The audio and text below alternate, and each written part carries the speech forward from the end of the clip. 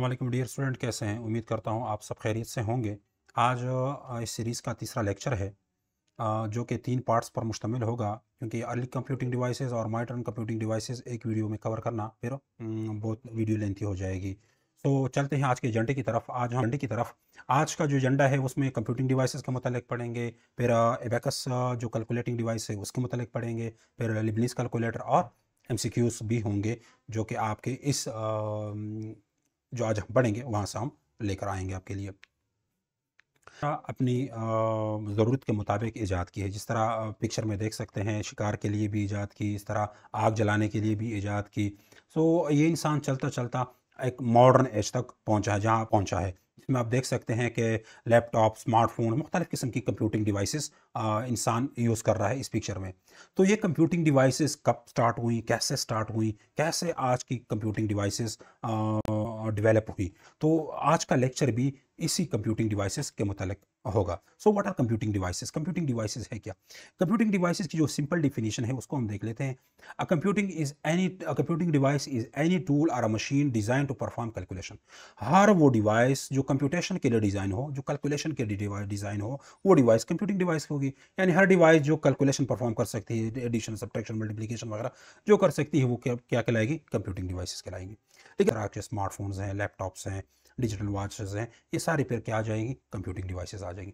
Computing devices के मतलब अगर आपको मज़ीद डिटेल से पढ़ना है तो मेरी वीडियो मौजूद है यूट्यूब पे, computing devices versus computational devices या computational devices versus computing devices. वो आप जाके सर्च करें, उसमें आपको मज़ीद डिटेल में समझ आ जाएगी कि कंप्यूटिंग डिवाइसेस क्या होती हैं और कंप्यूटेशनल डिवाइसेस क्या होती हैं। तो यहाँ से स्टार्ट करते हैं एबेकस की। तो एबेकस की इजाद किस तरह हुआ? आपको पता है कि इंसान पहले स्टोन एज में रहने वाला इंसान है। तो इंसान को ज़रूरत पड़ी काउंटिंग की। यानी उसके पास तिजारत या जानवर, जिस तरह पिक्चर में देख सकते हैं, किसान है, उसके पास बहुत सारे जानवर हैं और वो जानवर की काउंटिंग कर रहा है। वो उंगली से कर रहा है, फिंगर से वो काउंटिंग कर रहा है। तो फिंगर से काउंटिंग करना बहुत मुश्किल था। उसके जानवर बढ़ रहे थे और फिंगर चूंकि कम थे, तो उसकी काउंटिंग फिर मुश्किल हो जाती। फिर इंसान ने क्या किया? पत्थरों से काउंटिंग शुरू कर दी। पत्थरों से और बोन से और स्टिक से इंसान ने काउंटिंग शुरू कर दी।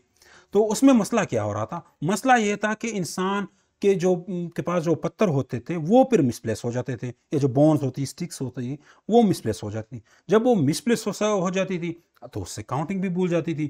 तो इस वजह से उसको मुश्किलात का सामना करना पड़ा। तो उस मुश्किलात के हल के लिए इंसान ने क्या किया? एबैकस ईजाद की। तो एबैकस पोजीशन बेस्ड काउंटिंग करता था। पोजीशन बेस्ड काउंटिंग क्या होती थी, ये आप देख लें। मैं एक फिगर लिख लेता हूँ। फिगर है कुछ 356।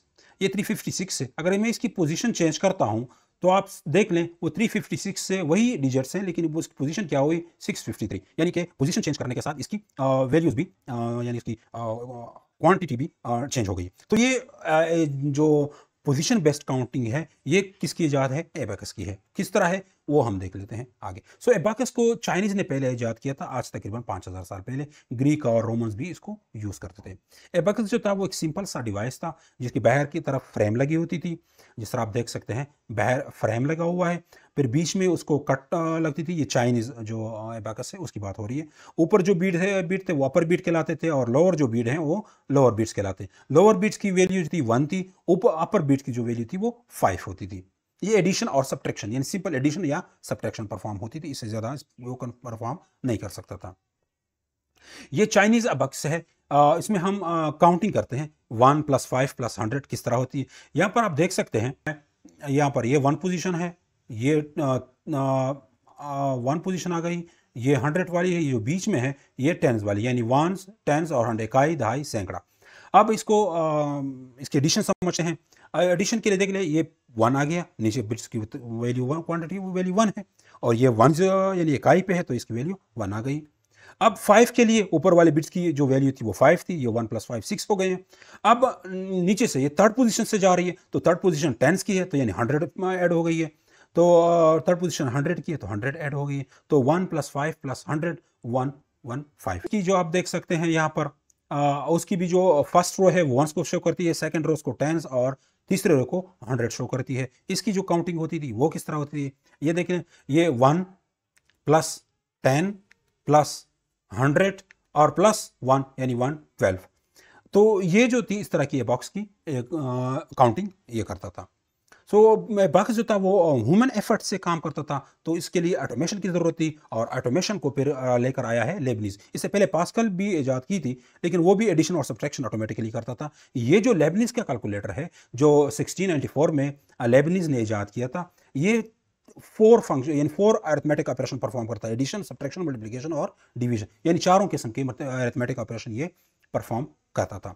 इसकी जो सेक्शंस हैं आप देख लीजिए, कम्युलेटर सेक्शन ये रिजल्ट शो करता था, ये इनपुट सेक्शन, ये जो डायल्स हैं ये मुख्तलिफ डायल्स लगे हुए हैं, इस डायल से हम इनपुट देते थे, और साथ में जो ये जो ऑपरेटर लगा हुआ है ये एडिशन और डिवीजन और मल्टीप्लिकेशन के लिए यूज़ होता था।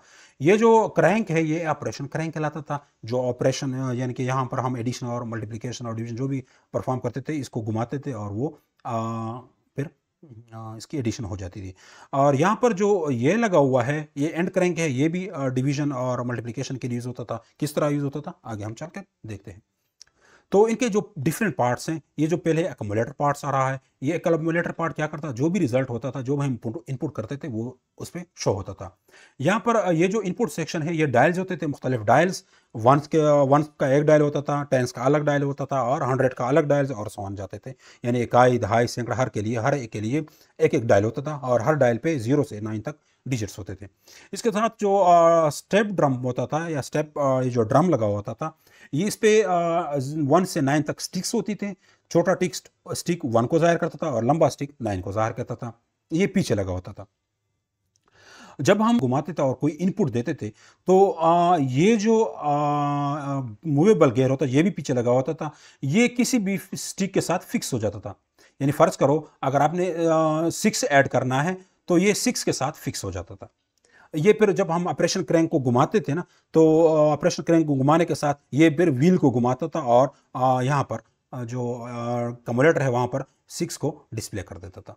हम 157 को ऐड करते हैं तो जो 7 है वो वंस के पोजीशन पे है, 5 टेंस की पोजीशन पर है और 1 100 की पोजीशन पर है। यानी कि यहाँ पर हम 5 के लिए इसको घुमाएंगे और 10 के लिए इसको घुमाएंगे और 100 के लिए हम थर्ड वाले को घुमाएंगे। यानी कि 7 को ऐड करने के लिए फर्स्ट डायल को घुमाएंगे, फर्स्ट डायल को 7 के लिए घुमाएंगे, सेकंड डायल को 5 के लिए घुमाएंगे और थर्ड डायल को 1 के लिए घुमाएंगे। इस तरह से उसकी जो स्टिक्स हैं वो 5 के साथ और 1 के साथ और 7 के साथ ये फिर अटैच हो जाएगी। फिर जब हम ऑपरेशन क्रैंक को, ये जो ऑपरेशन क्रैंक है इसको जब हम एंटी क्लॉकवाइज घुमाएंगे तो जो एक्यूमुलेटर है उस पर 157 डिस्प्ले हो जाएगा। फिर हम जब सेकेंड वैल्यू को ऐड करते हैं यानी 268 को जब हम ऐड करते हैं तो 268 के लिए फिर से हम वही इनपुट डायल को फिर ऐड के लिए भी डायल करेंगे और घुमाएंगे और 6 के लिए भी और 2 के लिए भी फिर से दोबारा से हम उसको इनपुट डायल्स को घुमाएंगे और जो ऑपरेशन क्रैंक होगा उसको फिर हम एंटी क्लॉकवाइज घुमाएंगे। जैसे ही हम एंटी क्लॉकवाइज दोबारा घुमाएंगे तो जो यहाँ पर रिजल्ट है 425 वो फिर डिस्प्ले हो जाएगा एक्यूमुलेटर सेक्शन पे। तो वो इस तरह से एडिशन होती थी। मल्टीप्लिकेशन का काम भी इस तरह होता है। पहले जो 123 इंटू 455 हम कर रहे हैं तो 123 को हम पहले एक्यूमुलेटर में लाएंगे। एक्यूमुलेटर में लाने के लिए पहले हम 1 के सेक्शन को 3 के लिए घुमाएंगे, जो दहाई यानी टेंस का जो इनपुट डायल है उसको 3 के लिए घुमाएंगे और 2 के लिए घुमाएंगे और 1 के लिए फिर 100 का वो जो डायल है वो घुमाएंगे। तो जब हम 123 के लिए जो डायल्स हैं वो घुमा लेंगे, फिर यहाँ पर जो ऑपरेशन क्रैंक होगा उसको हम घुमाएंगे। जैसे हम इसको घुमाएंगे तो जो इंटरनल व्हील है या जो ड्रम है वो भी घूमना शुरू हो जाएगा और हमें जो एक्यूमुलेटर सेक्शन पे है उस पे हमको 123 नज़र आ जाएगा। अब 123 को हम मल्टीप्लाई करेंगे 5 से, तो 5 से मल्टीप्लाई करने के लिए क्या करेंगे, 123 को हम 5 दफ़ा ऐड करेंगे। तो हम ये जो ऑपरेशन क्रैंक है कि पहले दफ़ा घुमाने से क्या होता है, दूसरी दफ़ा घुमाने से, तीसरी दफ़ा घुमाने से, चौथी दफ़ा और पांचवी दफ़ा घुमाने से 615 ये जो इनपुट जो कम्युलेटर है उस पर डिस्प्ले हो जाएगा।